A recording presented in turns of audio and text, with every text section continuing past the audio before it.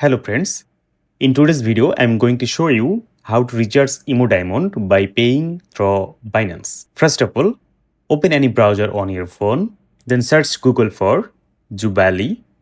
You can see the website jubaly.com here. Go to jubaly.com. Boom! You will find many type of recharge item here. First of all, you need to create an account here. Click on profile icon at the top right corner. Create an account easily through Google login. Select Gmail account. Account created. Now you can return to Jubaly homepage. Also, you can find IMO Diamond from the search box above. Type IMO Diamond.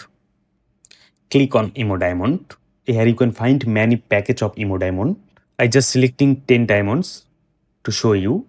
You can recharge from here through your IMO ID or IMO phone number. If you select IMO ID, you can set your IMO ID here. And if you select IMO number, then you need to select your IMO country like Saudi Arabia. Then need to type your phone number. I just select IMO ID, then typing my IMO ID, then click on Go Payment button.